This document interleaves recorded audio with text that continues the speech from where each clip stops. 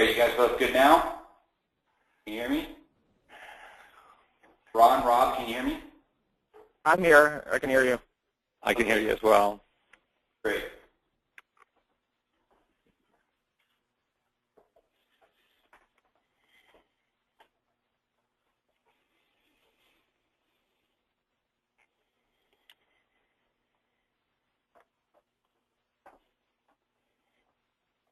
Okay, folks, I think we're going to get started then.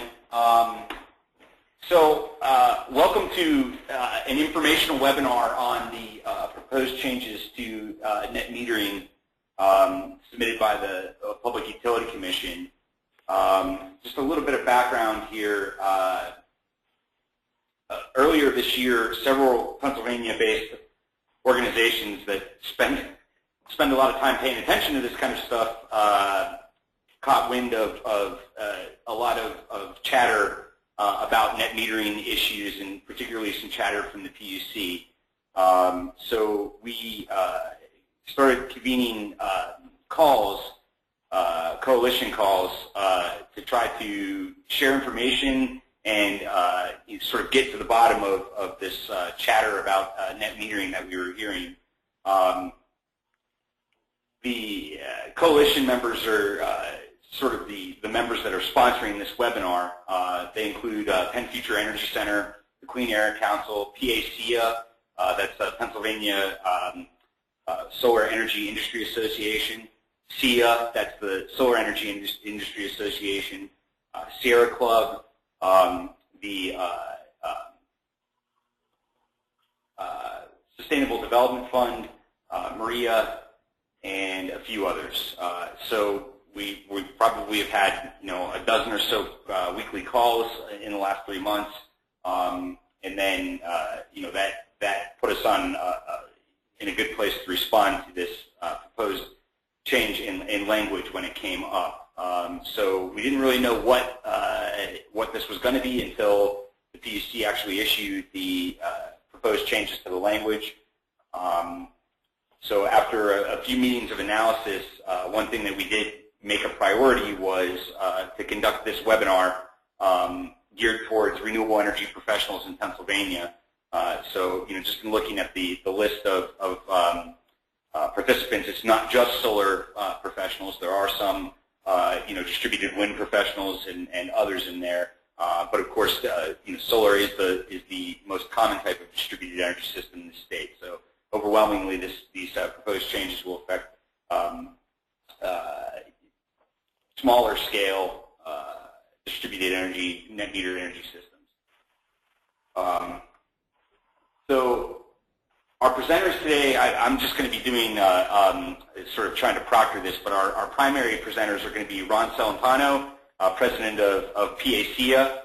Many of you know and have heard Ron, in numerous issues surrounding Pennsylvania's solar energy industry in the last few years.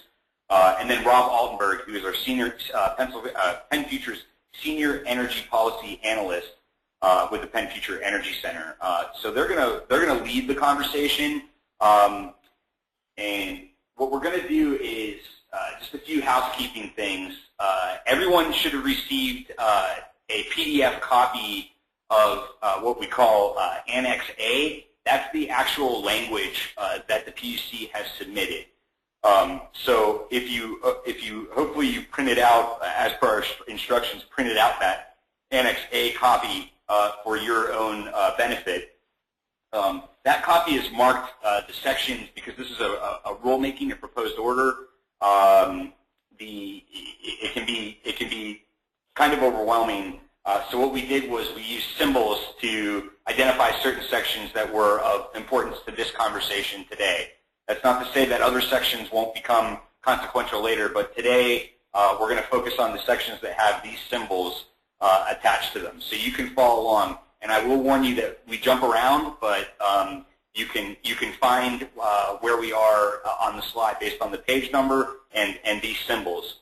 And we tried to categorize these symbols based on sort of importance of the issue. So the little no smoking sign, if you will, is the most problematic changes that we've identified.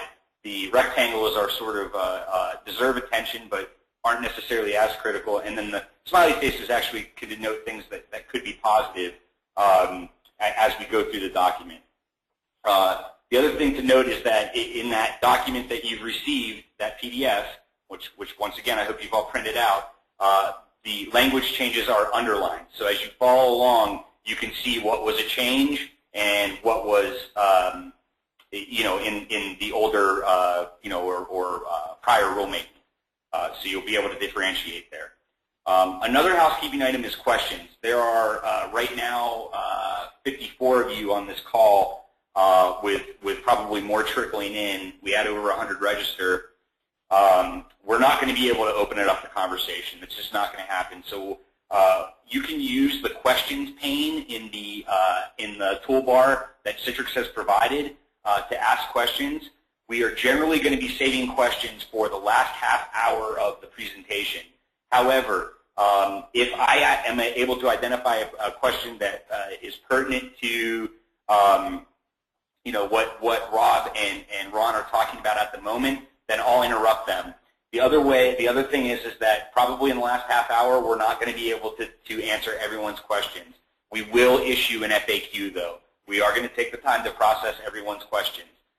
So once again, using that question panel that's on the toolbar there is important. It's the way to sort of get heard. Otherwise, we can't. There's just no other way to do it. So bear with us there, and we'll get there. So Ron, Rob, is there anything else I should explain housekeeping-wise?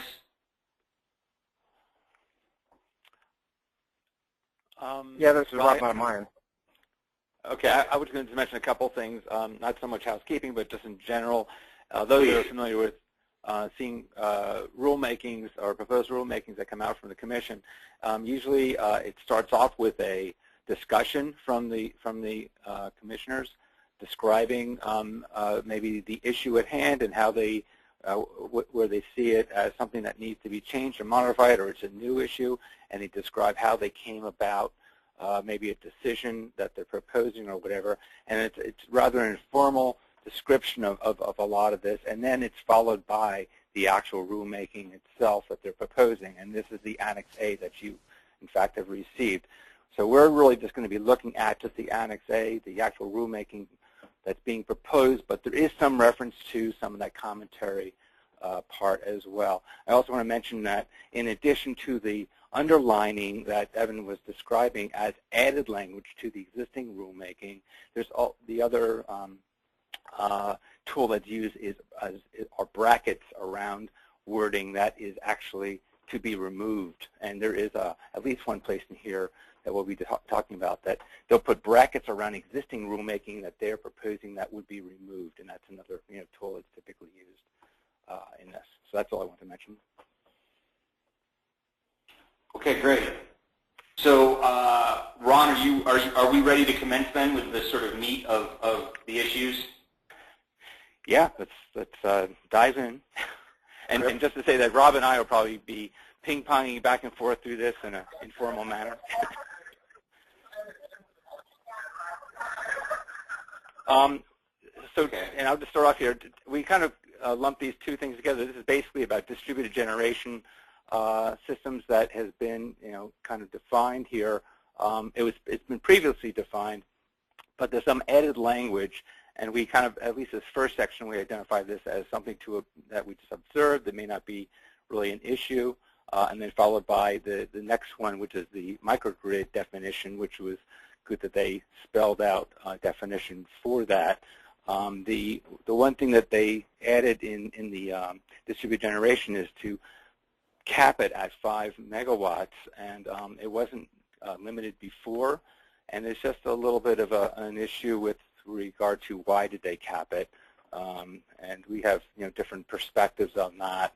One is that they seem like they may have capped it because it's maybe assumed it's all going to be under the net metering definition of what's to be 5 megawatts, but I don't necessarily see it as that. It could be a grid supply, distributed generation system where it's tied right to the distribution line. And in fact, following with the microgrid, that could also be. something. So I don't see why you'd want to limit it to the 5 megawatts. And also that, even maybe more concerning, not so much with us, but it may put a great hamper on some of the technologies in Tier 2 that might be distributed generation. They could be much larger scale systems, and this would hamper those capacities. And go ahead. I was going to say, this is Rob. Yeah, one of the things that I think everyone will see as a theme going through this is the changes have been proposed, and it seems that they were proposed for the set of reasons that that we'll be talking about. That they're trying to limit what PUC calls merchant generators.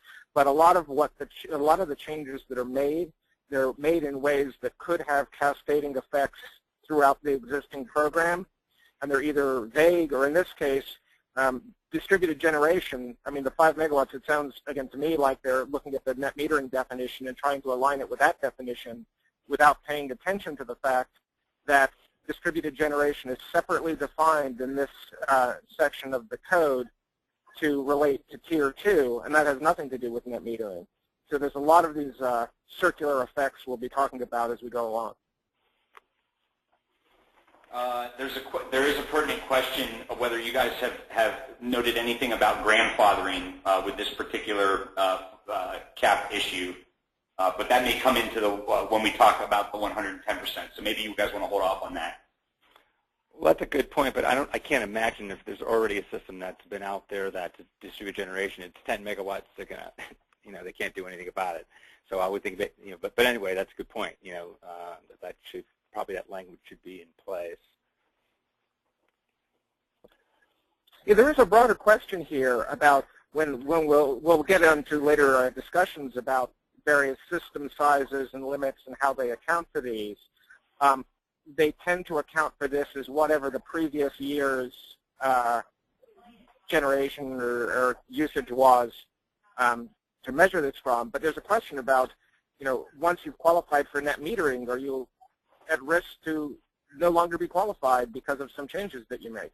And we'll talk about that more later as we go along, too. Yes, we can move to the next slide, unless you have more to say, Rob. And I just want to back up 1 second and just mention that this order actually isn't only about net metering, so make sure everyone understands that. It's mostly about net metering, but it also is clarification of net metering rules. It's also supposed to be clarification of some interconnection rules as well as just general AEPS rules. But mostly it's about net metering. So I just want to put that out, and we cover a couple of those other areas. Here, we have one of the very concerning issues that we identified, and how the commission is trying to clarify customer generator and defining it as that it consumes retail sales. And here you see it underlined, a retail electric customer that is a non-utility owner. And therefore, because of that, then they decide to then put in or define utility, which we find very problematic because it's such a broad definition of how you could really define this. We get the fact that a retail customer or a customer generator is one that probably consumes electric load off the grid. But the problem is that there's it conflicts with how they define then utility, because we look at a simple case of a PPA. PPA is both a customer generator as well as a utility by their definition.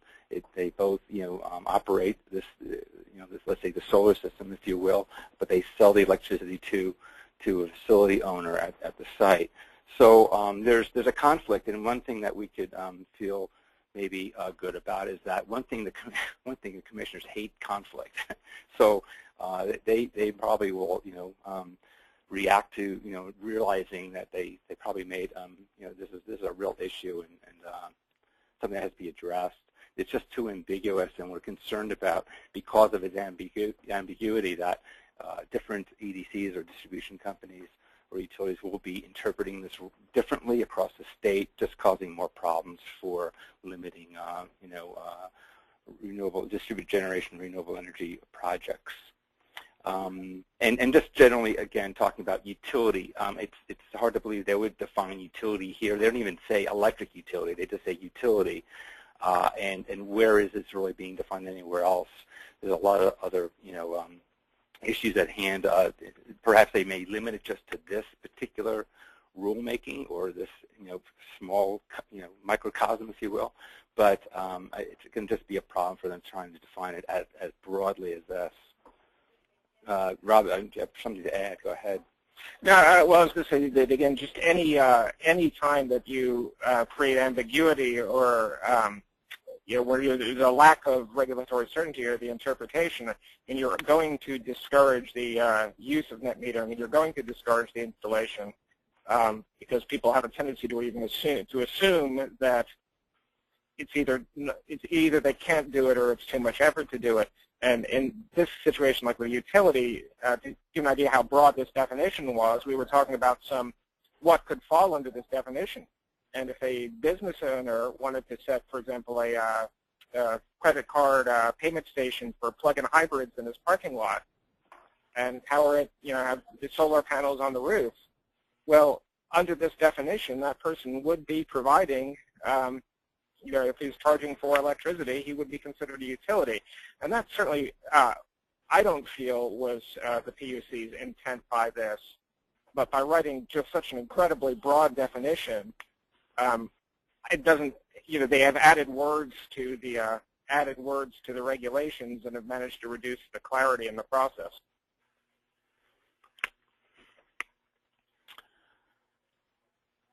Okay, to go ahead.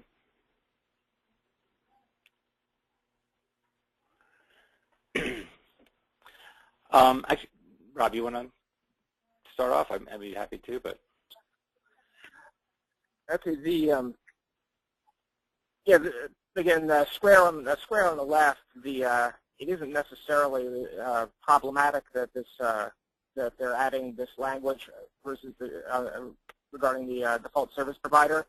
The subtext that we see on this is there was a bill introduced by Senator Mensch, which people may have heard about, called SB 1121. Now, the senator has just said that he's going to withdraw this bill and address consumer protection issues that he was made aware of before he resubmits it. This is the bill, I've seen a couple write-ups in the press you might have heard about, where it would auction off your default electric service if you do not choose a generator. There would be an auction system and a pool managed by the PUC that would effectively force you into a specific electric generation provider. Now, by itself, I mean, from the net metering point of view, we can be fairly agnostic as to whether that's a good idea or a bad idea. In the exact way that SB 1121 was written before, there were a number of issues that I don't think address net metering sufficiently, and it could have been problematic. Now, we don't know if these are going to stay in the new version that Senator Mensch submits for 1121. This is really an idea to say there's something going on here, and it's just something to give people a heads up and be aware of, and we and all of us on the group are going to be keeping an eye on this as we.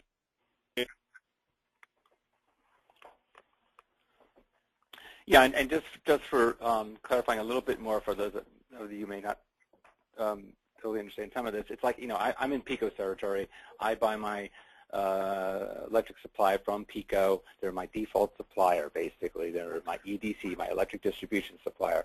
This is kind of saying, perhaps in the future there will be a situation where Constellation might come in and win the bid to be the supplier as a default supplier. So therefore, I would then be buying my supply from Constellation, even though my distribution is still being carried by PECO, but Constellation would be then the default supplier representing, if you will, the EDC.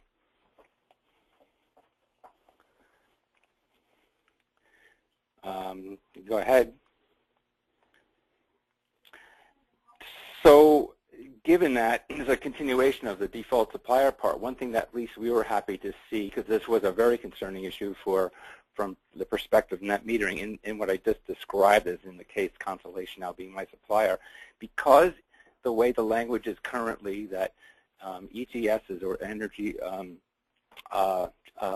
generators are not, third-party generators are not required to provide net metering credit to excess power generation to those that have solar or distributed wind. This was an issue that if Constellation then suddenly was perhaps my supplier, they didn't have to, give me any credit to my excess generation or comply with the net metering rules.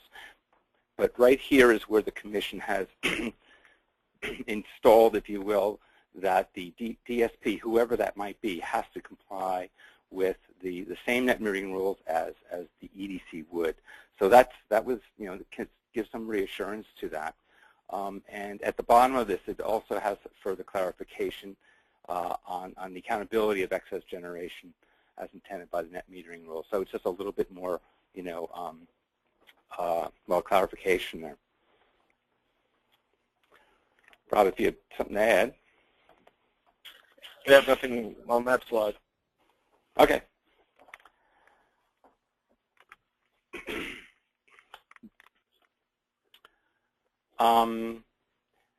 Yeah, so this was something that was, I guess, recently an issue. And again, here's an example of ambiguity and how utilities will take on their interpretation of the rules. This is added language that we favor, of course, too, where when there is excess, annual cumulative excess generation, the value, not even that, actually, any even month to month, there's a price to compare value associated with the on the generation side that EDC will basically give you credit for, and it was always based on the price to compare. But that price to compare value or rate was determined different ways by different utilities, how they saw fit, or how they interpreted, or they took advantage of. It was intended to be basically at the time of the actual generation of when the solar or wind, whatever was generated. But in some cases, I know for a fact, I believe it was PICO that was doing the weighted price to compare over the entire year, and whatever that value came out to be, they use that number. So this just clarifies that language to be more within the period of time when the generation actually occurs. And I have to say, it doesn't really give you specifics of what that period of time is, but nevertheless, there is some better clarification language for that. Yeah, this is I guess now we're back to the more problematic slides. And this, the underlined language that you see the PUC adding, that basically they're not allowed to charge additional fees to the customer generators unless authorized by the Commission. The PUC is apparently giving themselves the authority to do this. And as you see the comment on the right, where the APS statute says net metered customers should receive the full retail rate. Now, in my view, if you charge somebody, if you pay somebody the full retail rate and immediately charge them a fee, there's a question about whether you're really giving them the full retail rate. So, I mean, it's a simple matter of it's unclear to me whether PUC has the authority to add the language they're adding. Yeah, and of course, this is, I'm sure most of you have been, reading or hearing about, of course, what's going on across the state. Seems to be a surge of challenges of adding fees to net metered customers, and that's, this is, and here it just looks like they've opened the door for setting themselves up to maybe implement that type of fee structure. And so we have a lot of concerns about this, as Rob was describing. Ron, just to clarify, you mean across the country? We've seen these. Yeah. Oh, I'm sorry. What did I say? You said across the state, but we haven't seen anything like that. Yes. I meant across the country. Sorry. Thanks for that clarification. Yes. Yeah, it is a concerted effort to add these sorts of fees. Okay.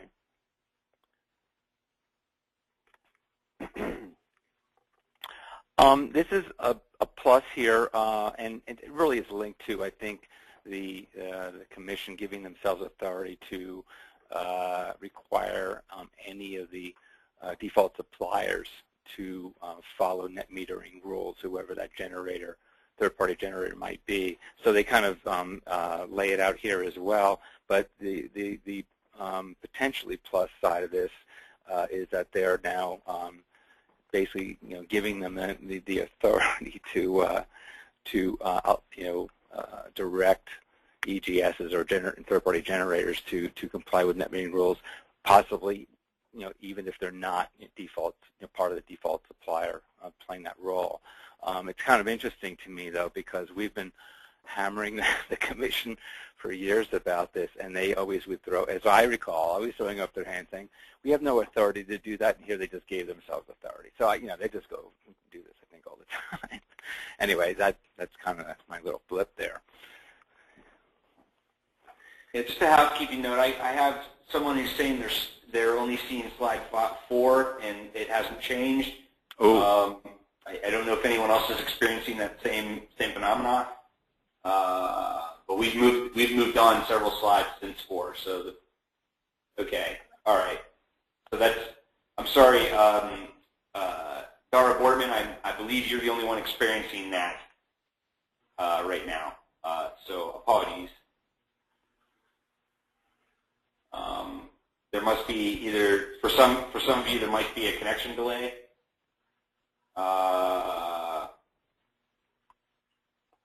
Well, we're just going to carry on. I'm not really sure how to address that for the people that might be stuck on. It looks like there are at least 2 people that are stuck on slide 4. So apologies. Try if it continues. Try logging out and logging back in. I know that's a pain, but I don't know what else to tell you to do right now. So sorry. Keep going. Yeah, someone mentioned about. I think I see someone talking about possibly refreshing. Maybe that helps. I don't know. Refresh browser. Yeah, okay. Okay, now this gets into the meat of a lot of concerns that a lot of folks have, including myself, on the issues of virtual net metering.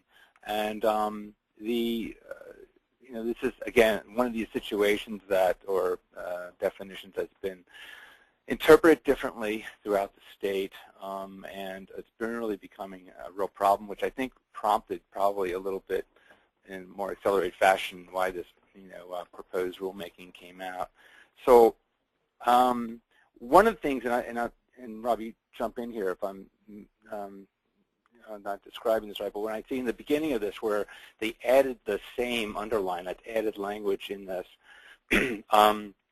I interpret this as being that it has to be, the actual same entity, if you will, and that has a, virtual net metering. Again, it's I have a facility, perhaps it's under shaded conditions, but a mile away, I can install my solar there. It might be too expensive to trench all the way back to my service panel to interconnect. So therefore, I might connect my solar PV system out in the field to distribution line, which may be a lot closer, and I could put a load out there, and then we'll get into that issue a little bit later on. But the issue is, or there could be another site out there. That's actually what the situation here. I could be leasing, maybe another part of my land to somebody else. But both those accounts are really in me being the landowner's name. However, this looks like to me that this is a challenging situation, that they wouldn't see us as the same. They're defining this or saying that this has to be the same entity.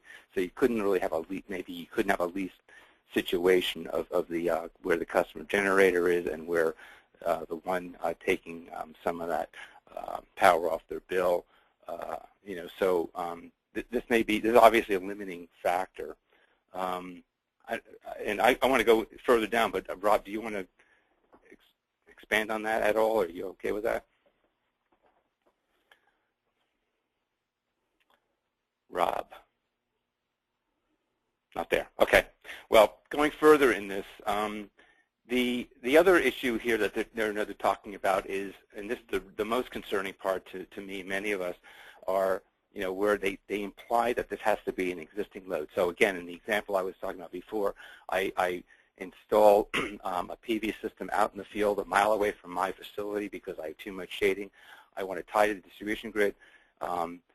They're saying that you have to have a load out there at that site of interconnection, which I have to say I agree with, that there should be a load. It's in the count. It's you're a customer. You should be receiving or have the ability to receive power off the grid.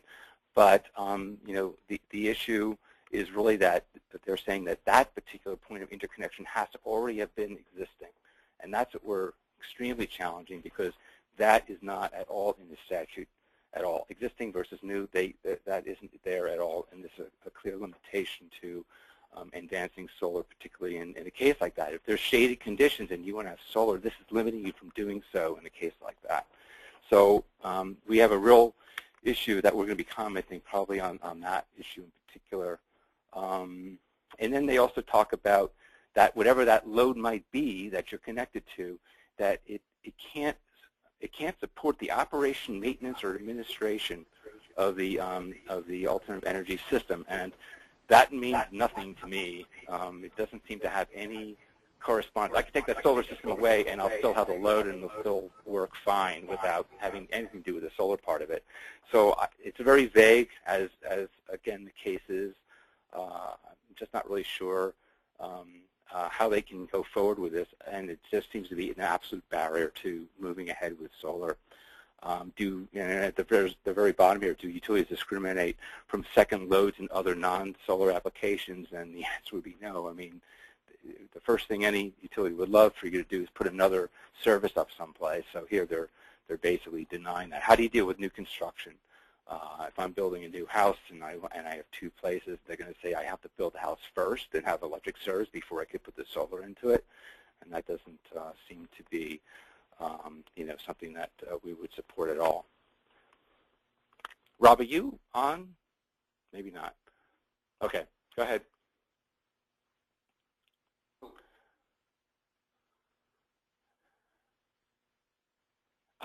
So this is continuing the virtual net metering part again, getting back to that load part. How is it verified? What is the requirement? They aren't really defining anything behind this. They're just pretty much saying that it has to be measurable. They don't talk about how much it has to be. How do you deal with new construction? Again, it's not in new and existing. It's not in the APS statute at all.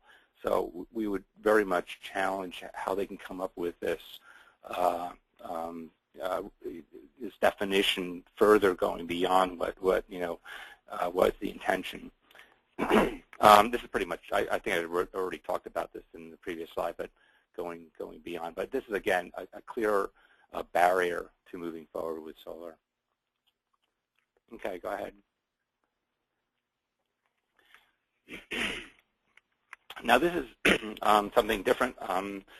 We want to show some good stuff in the middle of all this.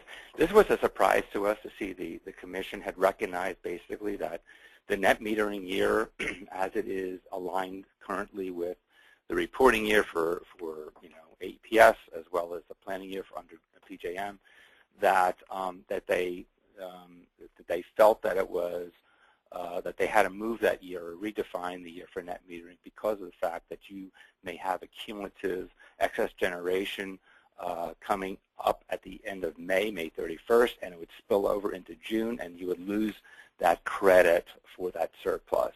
And that just is because of the fact that, at summertime you have the most sun in the year, and it was a very unfortunate thing. In New Jersey, I know that you can actually define, if I have it right, you can define when you want that net metering year to be, which is pretty administratively interesting. But anyway, here they took the. We were surprised to see that they said, okay, fine, we think that this has value to shift or redefine the year, but they only moved it back 1 month, and we just feel it's been arbitrarily done.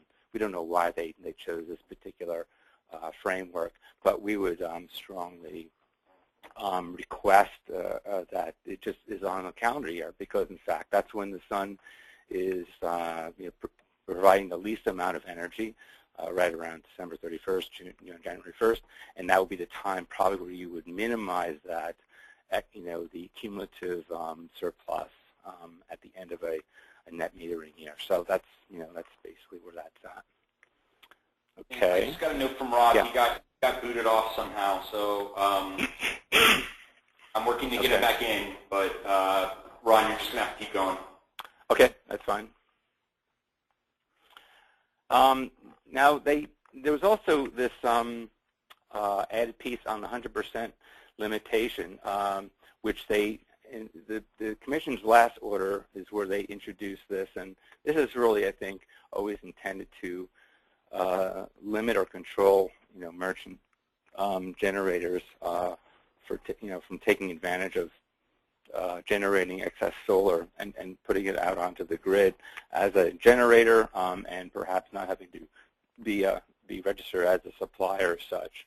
But what they seem to have done here, in fact, I have to say the language is vague, because again, if you look at the description on how the Commission talks about it in the beginning of the document, they seem to imply that they want to use this 110% limitation across residential, commercial, and all the sectors, where right now it's only for third-party, like PPA types market. So, and we've argued that it's really unnecessary for more, certainly for residential to have this kind of limitation.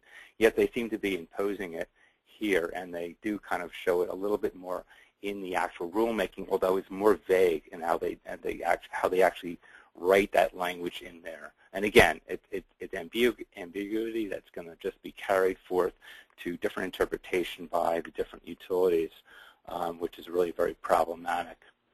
I mean, if arguing the residential case, the residential systems are already capped at 50 kW as a net metering system for that sector. There's hardly any large systems out there that are even reaching close to that. I'd say a huge majority of all systems out there are hardly generating a cumulative surplus at the end of the net metering year. And certainly if you move the calendar, it's even going to be less.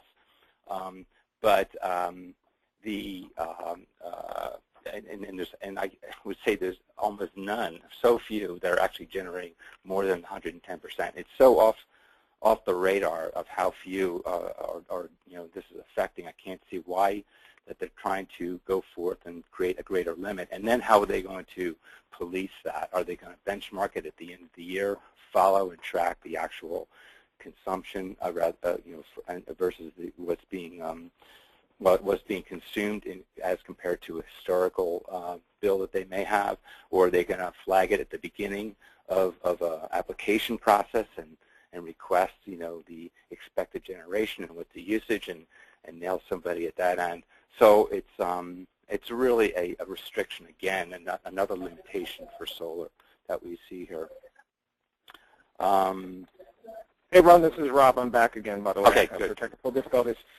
I'm sort of, the litany of items that you covered there. You easily see where the confusion is going to come. There's just no clear guidance on how any of this is going to be applied. And I think, especially in the residential market, I'm not sure that this is actually, you can see what the PUC is trying to do by limiting the application to what they consider merchant generators, but especially in the residential market, it's not likely that this is actually having any effect. And there's actually, also stated here, a natural disincentive to oversize anyway, because you're only going to get a portion of the credit for net metering and generating a surplus at the end of the year anyway. So economically, it's not very smart to oversize your system.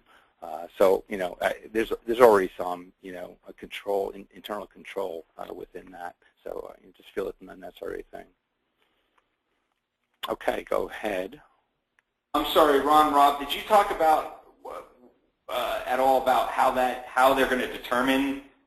I'm sorry if I missed it. I was trying to get Rob back on, but did you talk about how they're going to determine that 110%, or is that a later? What they've done in the past in their third-party rule, the 110% was the 110% of the total annual demand over the prior year.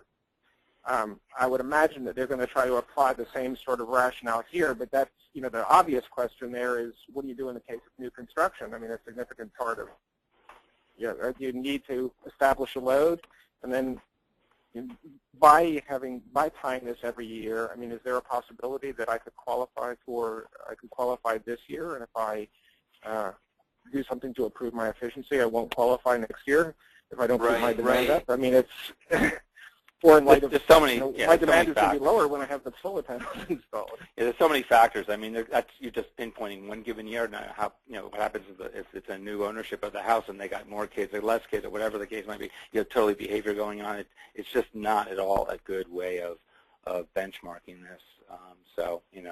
And on top of all that, it's totally unnecessary.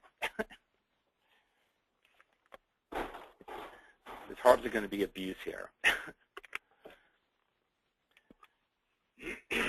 Now, this was an added piece that was put in, and it's interesting. I guess, the commission wants to get a little bit more control over making sure net metering rules are being followed. So they added this part in here that if a system is going to be installed at 500 kW or larger, that was going to be a net metered system, that they wanted to get they want to see the application that came through for that, and they want to give approval for it, which we're, I say we're kind of okay with it. It's unfortunate. It's another layer. I mean, in fact, I can't say I'm really for it. It seems ridiculous that the commission has to look at this anyway. But what I am concerned, at least I'm concerned about, is it does put timelines in for this approval process and adds another 50 days for that approval to come back from the commission to the EDC to say, okay, go ahead. And there's already a lot of time that's laid out for interconnection review.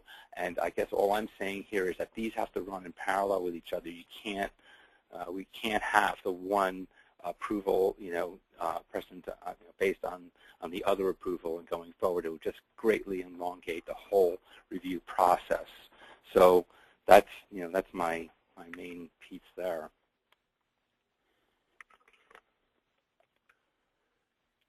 Okay, Rob, anything? Yeah, nothing to add from what Ron said.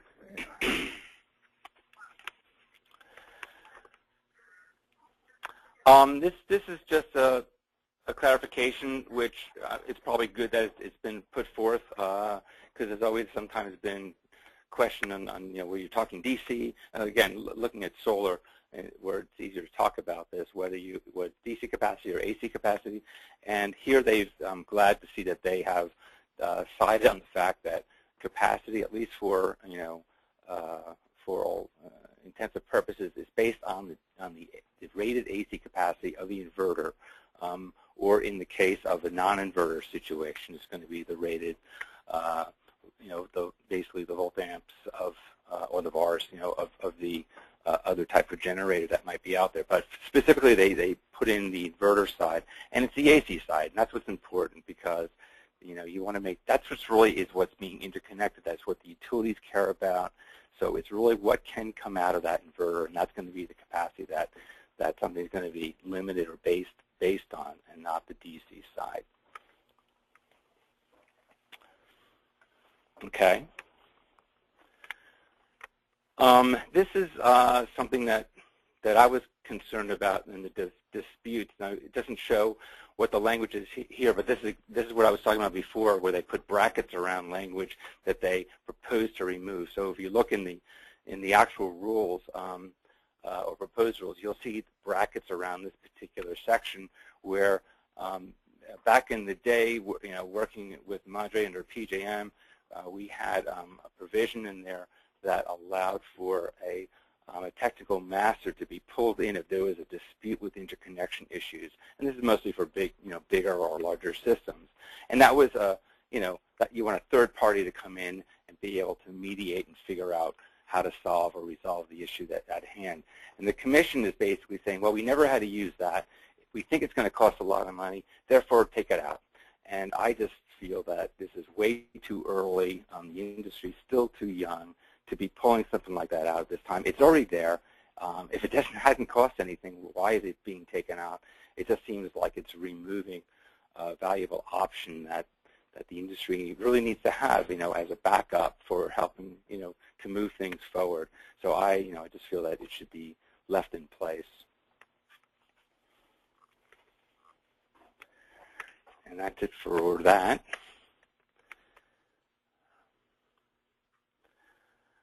This is another added piece where it's kind of, again, ambiguity. In the discussion part, the commission talks about requiring a kWh meter for all solar systems, including those under 15 kW. And I have to say I'm personally in favor of that. Those of you who know where I stand on this. I think it's always important and valuable to have an actual kWh meter, revenue grade meter that's recording the solar generation independent of what the inverter might be doing.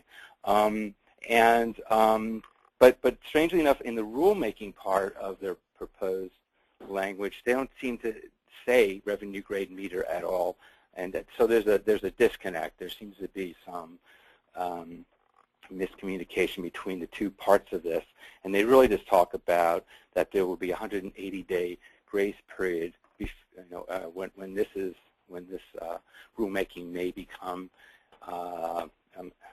in effect, that there's a period of time, a half a year, that people can use estimated readings or inverter readings or whatever to start to report their stuff. And this isn't intended to be grandfathered like it was in Jersey, which could be, I would admit, pretty horrific.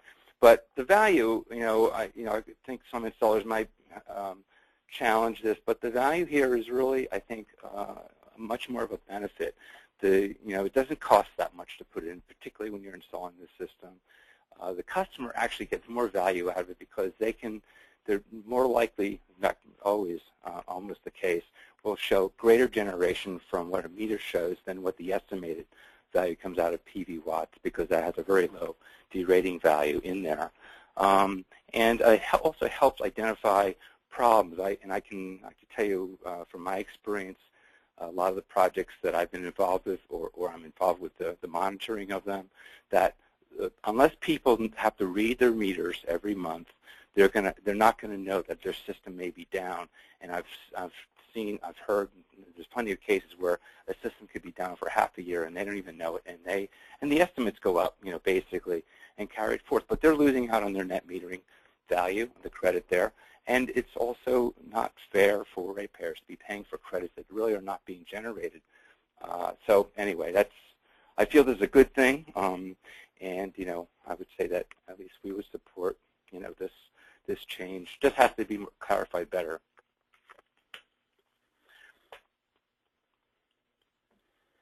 Next. Okay.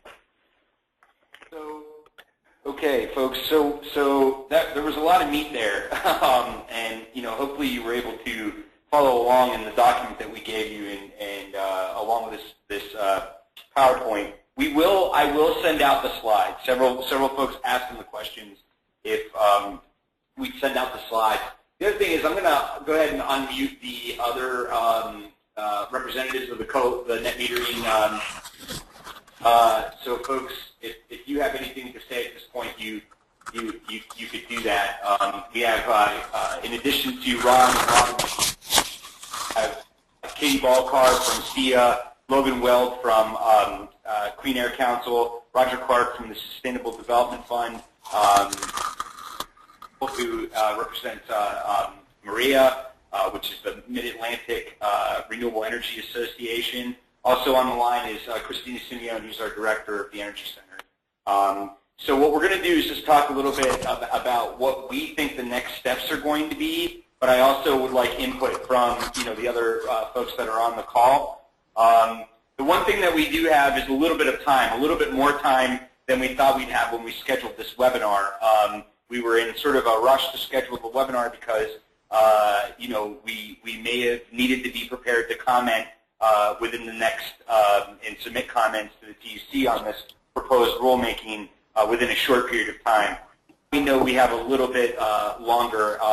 Rob, I think, fell off the phone again, but we think we have at least till through April. Is that correct, representatives of the coalition?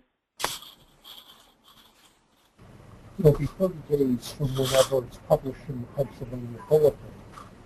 That's the real number. I think Rob and others heard that it was probably not going to be published in the Bulletin until the end of March, so that's what the April 30 date from. Right. So we'll have 30 days from when it's published in the Bulletin, and we're looking at the likelihood that it won't be published in the Bulletin until the end of March. So we'll be looking at that.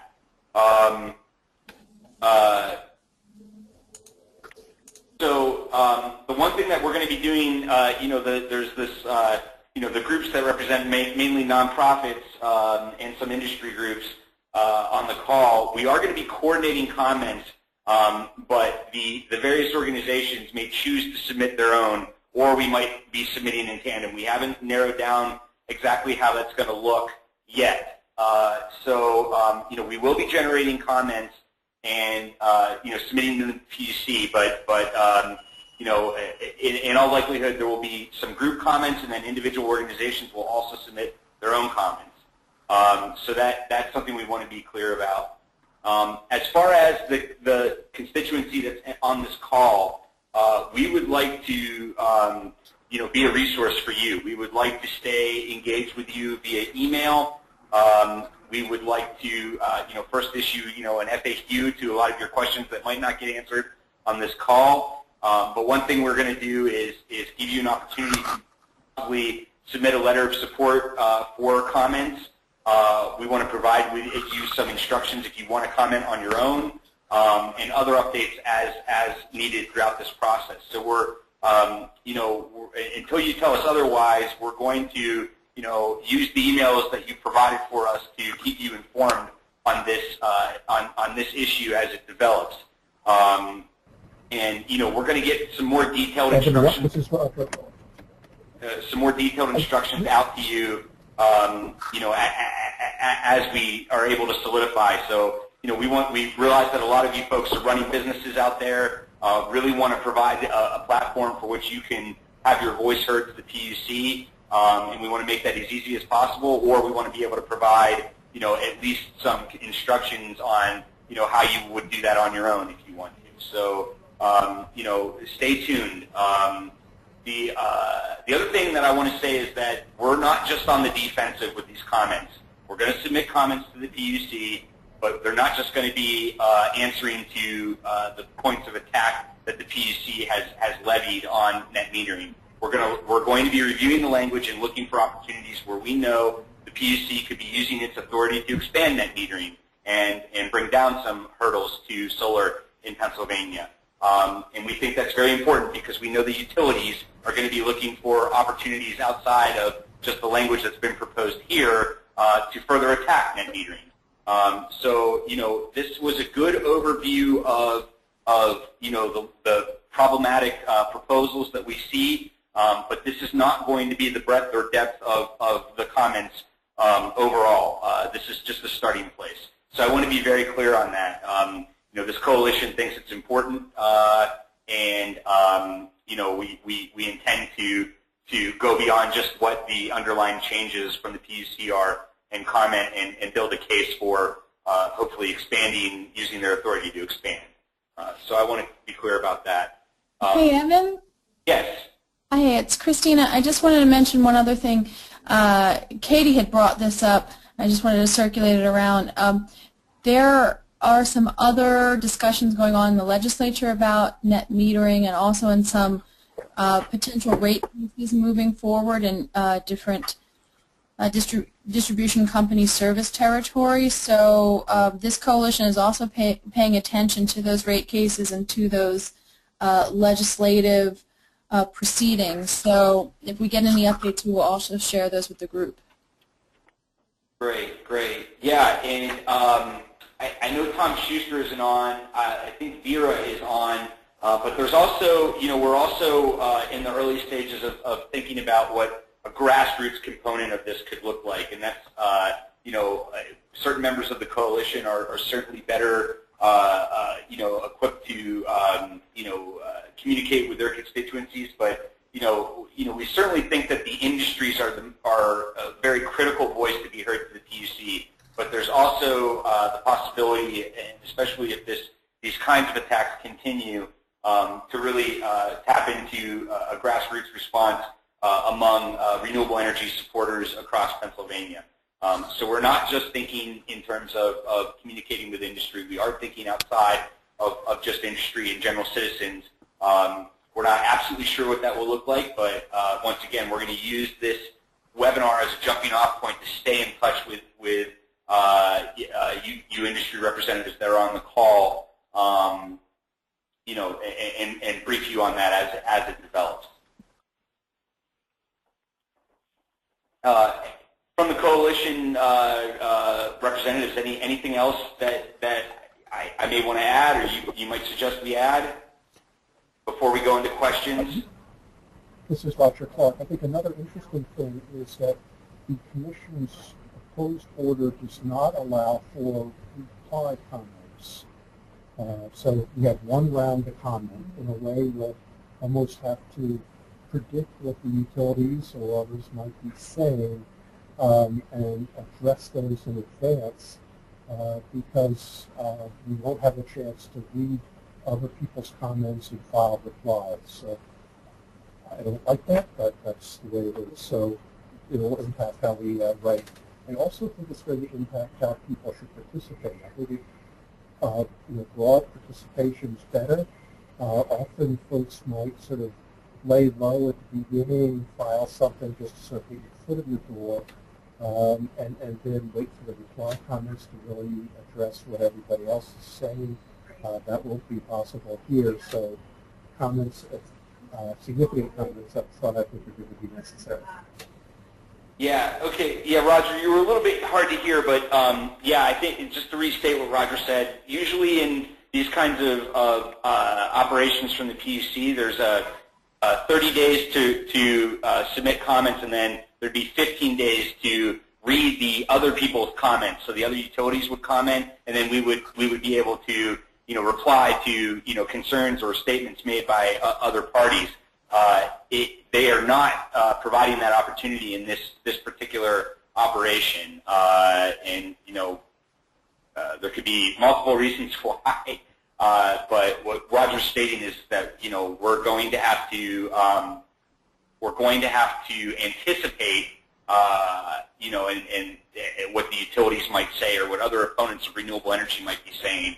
And that goes back to the point about looking for opportunities to really suggest that the PUC uses its authority to expand, but it also means much more than that. So just be aware, I guess, that the rules are a little bit different.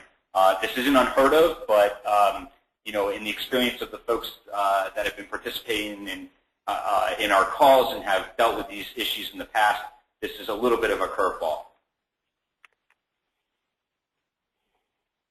So, other folks from the coalition? Let me just say something too, because I was wondering, and hopefully others in the coalition can maybe expand on this. I would think some of the folks on the call may be wondering about should their customer base be involved in this or be aware of this, or what can they do? And we've discussed this ourselves, and it's kind of challenging because it's not like a legislative effort. The PUC doesn't really respond to the outcry of the public as much as legislators do. So it's not to say that customer generators themselves shouldn't submit their own comments. They certainly can, or a coalition of those can certainly.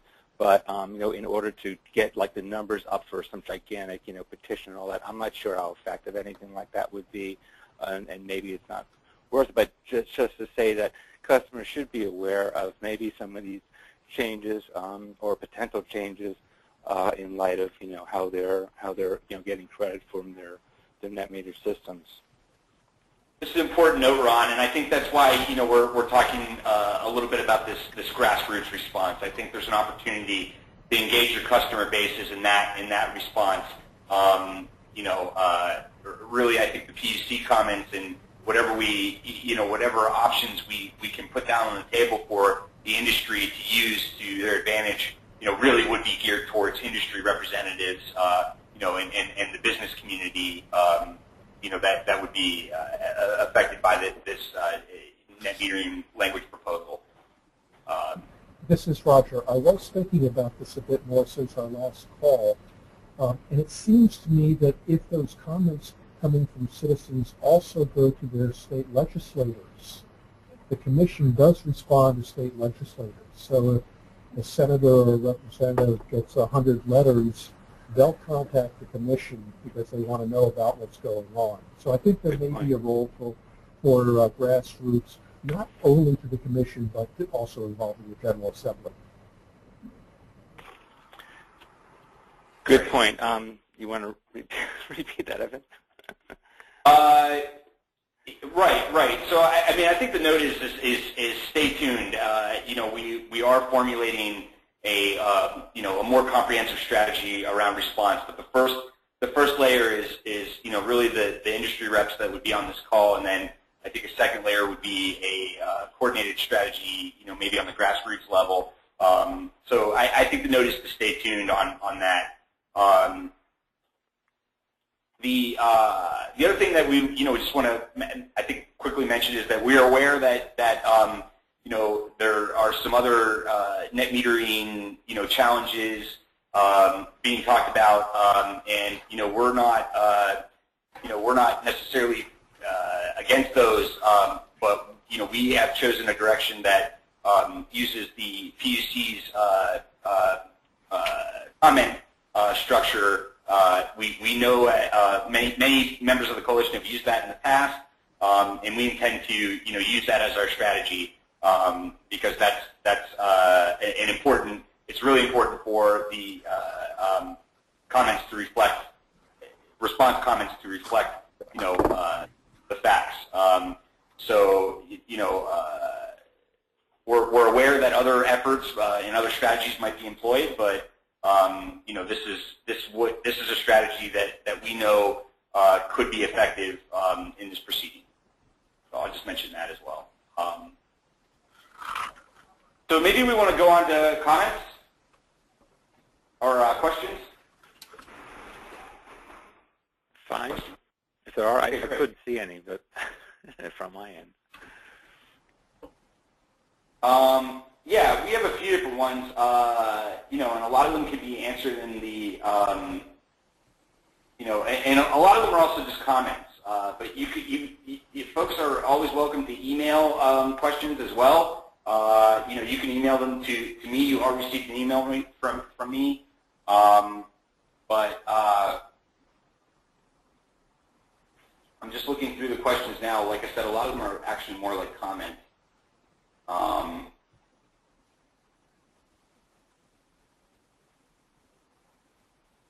Yeah, here's one sort of a statement, but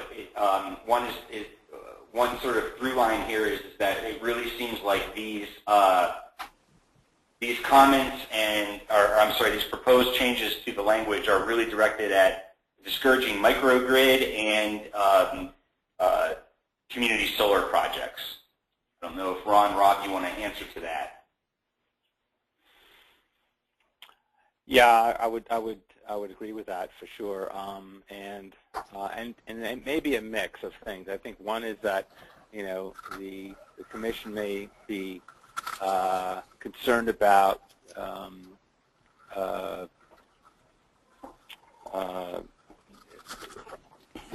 not so much like merchant generators that we talked about before, or rather those that can really take advantage of the system unjustly with overproduction and maybe large systems. But at the same time, we've always been, thinking that the utilities have their finger on the button as well. Really pushing the Commission to to protect their revenue stream and everything else there too. So we don't feel, I mean, like I said, I don't feel necessarily it's always a fair playing field here. So it does ultimately look like it's a restriction of solar, which is completely not the intent of what this is all about. Right. So here's a question in regards to just a hypothetical situation. So a homeowners association with individual homes and an array on a common property. So like a what do you want to say? Like a clubhouse at a development. So under this rule, they're saying that there would have to be a load, an existing load at that building before the array could be installed. So they couldn't. That's how it looks like they've implied this. So maybe they're looking at a potential new construction project where a meeting house or a clubhouse is going to be built but hasn't been built yet. Right. Yeah. Okay. Yeah. I'm capturing the question correctly. And it's again the interpretation of it. So even if you get away with, let's say this stuff goes through, and you get away with, okay, let me build okay, fine, I'll build the clubhouse first, so it exists. I have an account. Okay, now we'll do the solar 3 months later. Who knows? The way these rules are written right now, an EDC can say, oh, it looks like you built that thing with the intent to serve a virtual net metering community solar, situation here. You're denied. So it's just not at all structured the way for a case like that, and shouldn't be. I mean, it's a restriction of solar, moving forward. This is a comment. The statute says any portion of the generation used to offset all or part of the load. And if there's a 110% rule, that conflicts with the statute. I guess it's just a general statement. We'll have to check that into the FAQs.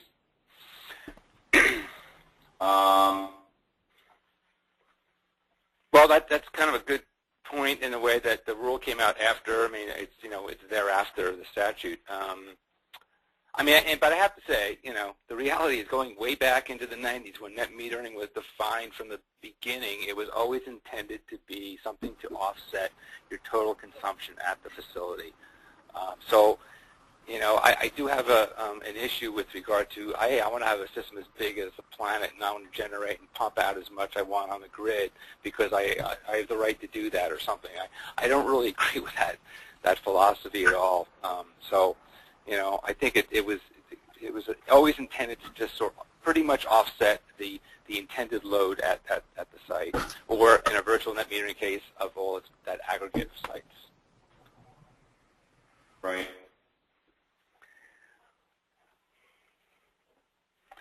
Okay.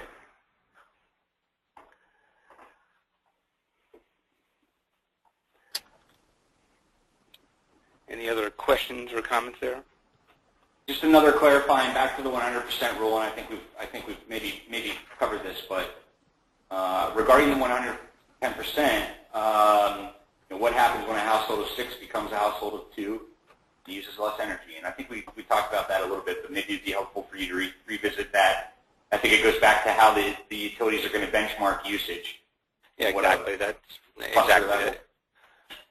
Yeah, I said the exact type of scenario. I mean, things can change. They're supposedly using a previous year, and that's just a terrible way of trying to benchmark this. So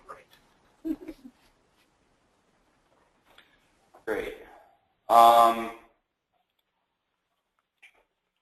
Yeah. So but even still, it's still not clear on what happens. They're going to do all the math. By the way, all that extra work, who's going to pay for all that extra administrative effort to do those calculations? We ratepayers do across the board. It's like a stupid function for them to be doing it.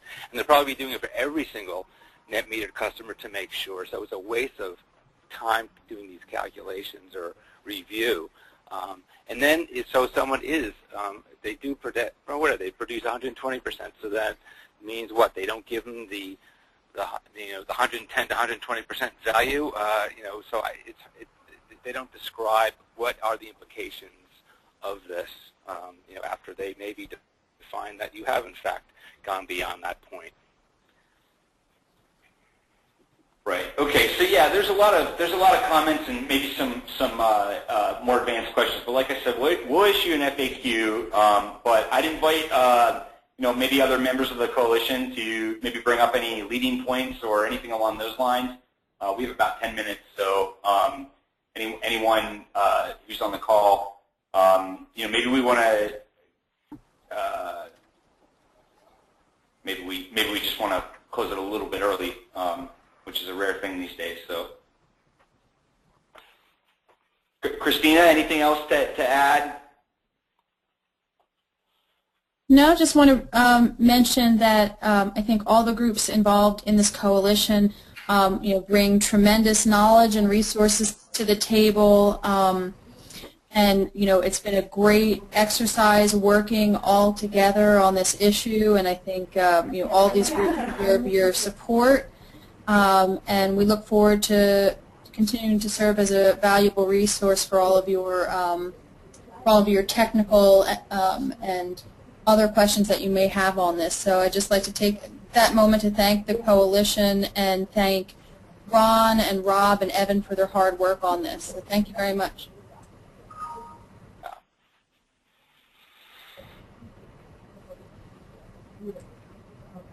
Okay, folks, so I think we're going to wrap it up. And once again, please look for emails from us. We had, I think our high watermark was about 70, so a 30% attrition. That's not bad, but we have, we have the contact information for all those who registered. So, I think you can look forward to fairly regular updates, on where we're at, and look for those opportunities to engage. And as we build out that engagement strategy, whether it be from the installer community or the business community, or we're able to put on the table opportunities to cross-engage your customers with some sort of grassroots movement, just please keep your eye out for those opportunities, and we look forward to being in touch with you. So thank you, and thank you to the panelists. Thank you, Ron and Rob, for your, for putting this stuff in plain English for folks. And once again, please don't hesitate to email us additional questions and look for emails.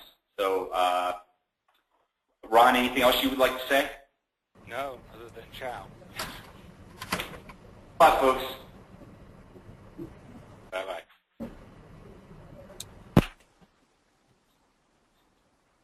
Mm-hmm.